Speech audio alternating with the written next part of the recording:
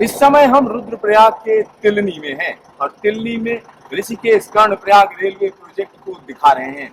मेरे पीछे जो टनल है, यह टनल लंबी टनल है। 9.4 किलोमीटर लंबी यह टनल अब फाइनल शेप ले रही है, अंतिम आकार ले रही है। और यहाँ पर टनल की चौड़ाई आप देख सकते हैं, टनल की चौड़ाई किस तरीके की है। और यह इतनी चौड़ी इसलिए रखी गई है क्योंकि इसमें तीन रेलवे लाइन जाएंगी और उसके बाद हम कह सकते हैं 2 रेलवे लाइन की जगह फिर मेन टनल। और यहाँ मैं आपको बता दूं, तमाम तरह के काम शुरू हो चुके हैं, जिसमें हम कह सकते हैं लाइनिंग का काम, और साथ ही साथ अंदर कई जगह पर इन्वर्ट लाइनिंग चल रही है, कई जगह पर ओवर्ट लाइनिंग चल रही है।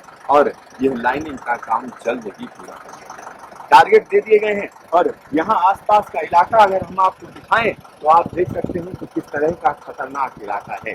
तिलनी में पहाड़ को स्टेबलाइज किया गया है, रॉक बोल्टिंग जबरदस्त तरीके से की गई है। देखिए किस तरीके से रॉक बोल्टिंग की गई है और ऊपर तक इसको करना पड़ा है। और जगह जगह हम कह सकते हैं चट्टानों से पानी निकल रहा है। और यहाँ पर जो मटेरियल अंदर से निकाला गया है वो आप देख सकते हैं, ये फ्लाइट है। और फ्लाइट की सबसे बड़ी खराबी ये होती है, काफी कमजोर होता है, पानी के साथ मिलकर कहीं ना कहीं एक अलग तरीके की स्थिति पैदा कर देता है। और जो सामने आपको नजर आ रहा है स्टेबलाइजेशन की अगर हम बात करें तो विकोल से पानी निकलने का रास्ता दिया जाता है। तो यहाँ पानी निकल रहा है और पानी पहाड़ों से अगर निकलता रहता है तो कोई प्रॉब्लम नहीं होती है। साथ ही साथ यहाँ पर क्योंकि लंबी टनल है तो लंबी टनल के लिए पास में ही स्केप टनल दी गई है। तो यह जो दूसरी टनल नजर आ रही है वो स्केप टनल है।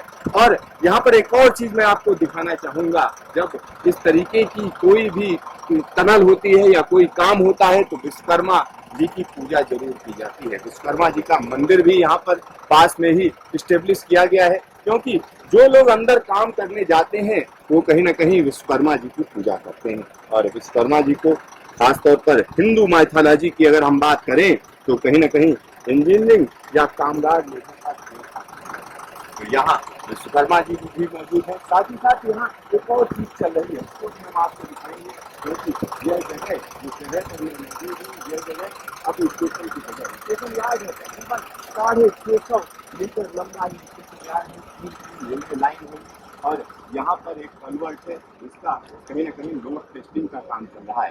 खास तरीके से सॉइल की बेयरिंग कैपेसिटी क्या है उसको कहीं ना कहीं यहाँ जांचा जा रहा है, परखा जा रहा है, क्योंकि यहाँ पर एक पहाड़ी नाला है जिसको रास्ता दिया जाएगा।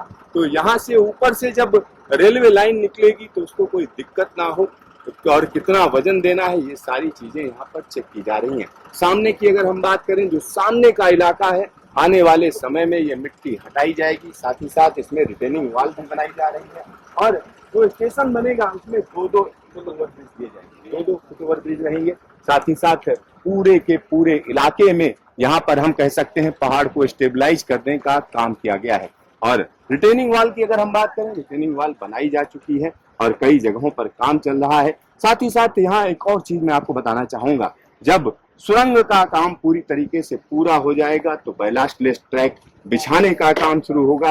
और अभी इन सारी चीजों में टाइम है, वक्त है, क्योंकि यह पूरा का पूरा काम टाइम टेकिंग है। और यहाँ पर हम आपको दिखा रहे हैं कि आखिरकार इस इलाके में किस तरीके का काम चल रहा है। आसपास के पहाड़ आप देख सकते हैं कि किस तरीके से ऊंचे ऊंचे पहाड़ हैं और यहीं से हम कह सकते हैं केदारनाथ धाम को जाने का रास्ता जाता है।